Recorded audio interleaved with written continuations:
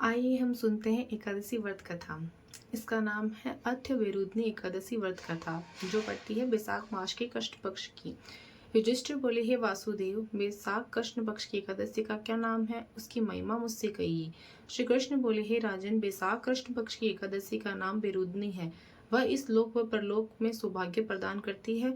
वेरुद्धनि का व्रत करने से सदा सुख रहता है और पाप की हानि और सौभाग्य की प्राप्ति होती है। मंद भाग्य वाली स्त्री भी सौभाग्यवती हो जाती है। यह मनुष्य को दोनों लोकों में आनंद और सब पापों को दूर करके पुनर्जन्म की मुक्ति देने वाली वेरुद्धनि का व्रत करने से माधवता स्वर्गलोक को चले गए। धुंधमार आदि बहुत से राजा स्वर्गलोक को चले गए। भगवान शिव जी की ब्रह्म कपाल से मुक्ति हो गई। 10,000 वर्ष तप करने से जो फल मनुष्य को मिलता है, उसके समान फल वेरुद्धनि का व्रत करने से प्राप्त होता है। नरोत्तम, वह एकादशी बहुत ही पवित्र व्रती को प्राप्त पापों से दूर करके वाली भक्ति को देने वाली है। हे नरोत्तम श्रेष्ठ, घोड़े से दान से अधिक हाथी का दान, हाथी के दान से भूमि का दान, सबसे अधिक तिल का दान, उससे अधिक स्वर्ण दान और स्वर्ण दान से अधिक अन्न का दान, अन्न से उत्तम कोई दान ना होगा।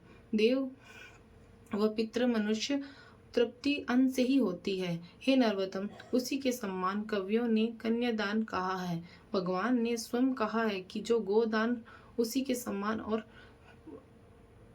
कहे हुए सब दानों से अधिक विद्यमान है। वेरुद्धनि का व्रत करने से मनुष्य विद्यमान फल को पाता है। पापों से मोहित होकर जो मनुष्य कन्या के धन से निर्वाह करते हैं, वह मनुष्य महाप्रलय तक नरक में रहते हैं।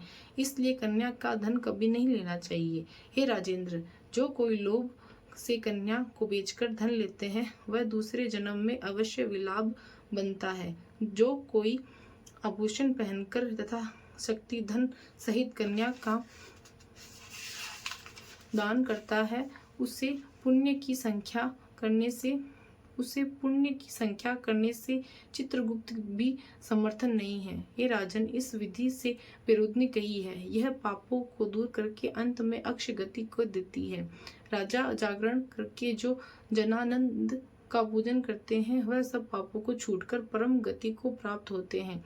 हे नरदेव, इस कारण पाप और यमराज से डरे हुए मनुष्य को वेरुद्धनि का व्रत करना उचित है। हे राजेंद्र, इसके पढ़ने और सुनने से 10,000 गोदान का फल मिलता है और वह सब पापों से छूटकर विष्णु लोक में सुख भोगते हैं। इस दिन फलहार खरबूजे का लेना चाहिए। बोलो श्री कृष्ण भगवान की जय। बोलो जी सभी देव देवताओं की जय हो। कृष्ण भगवान की जय हो।